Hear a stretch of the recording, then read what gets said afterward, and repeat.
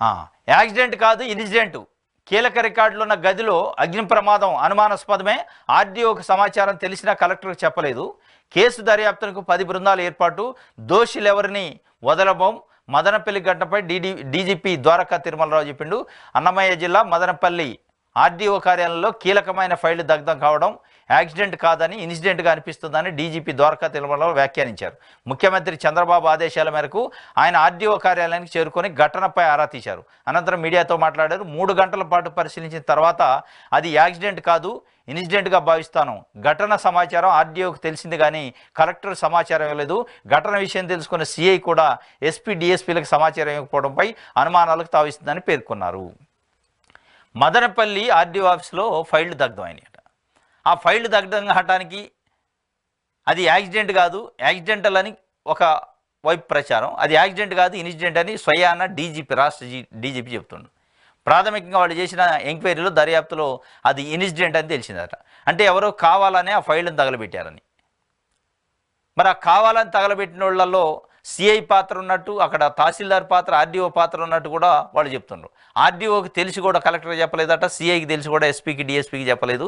కాబట్టి వాళ్ళ పాత్ర ఏమైనా ఉందా అనేది చూస్తున్నారు. మరి వాళ్ళ పాత్ర ఉండడానికి వాళ్ళు మీ ప్రభుత్వంలో ఇవ్వాలన్నారు.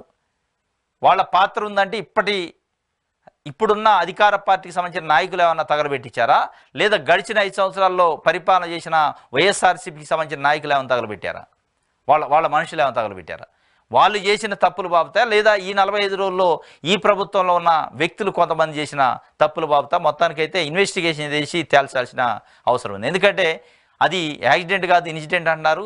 ఇన్సిడెంట్ అయినా యాక్సిడెంట్ అయినా తప్పనిసరిగా యాక్షన్ తీసుకోవాలి. ఎందుకంటే ప్రభుత్వ కార్యాలయానికి సంబంధించిన ఫైళ్లు తగలబెట్టడం అంటే అది ఒక మనిషిని చంపినట్లు లెక్క. అది ఏ ఫైల్ అయినా కావచ్చు, అది ఒక మనిషిని హత్య చేసినట్టే లెక్క. ఎందుకంటే ఆ ప్రభుత్వ కార్యాలయంలో అనేక మంది ప్రజలకు సంబంధించిన రికార్డు ఉంటుంది. మీకేం హక్కు ఉంటుంది వాటిని ధ్వంసం చేయడానికి? మీరు ధ్వంసం చేయటం వల్ల ఇలా ఒక నిజంగా ఇన్సిడెంట్ అయ్యి ఉంటే ధ్వంసం చేయటం వల్ల ఇంకా చాలామంది రైతులకు సంబంధించిన భూముల రికార్డులు ఉంటాయి, ప్రభుత్వానికి సంబంధించిన భూముల రికార్డులు ఉంటాయి. అది ఒక రకంగా మనిషిని హత్య చేసినట్టే.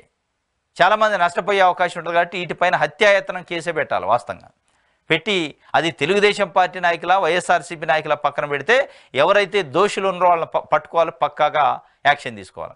కాబట్టి అధికారం ఉంది కాబట్టి ఒకళ్ళు తెలుగుదేశం పార్టీ నాయకులు ఉంటే పక్క తప్పిద్దాం, మనకు చేతులు అధికారం ఉంది కాబట్టి గడిచిన ప్రభుత్వం మీద వేసేద్దాం, గడిచిన పార్టీ ప్రతిపక్ష పార్టీ నాయకుల మీద వేసేద్దాం అంటే కూడా అది న్యాయం జరగదు.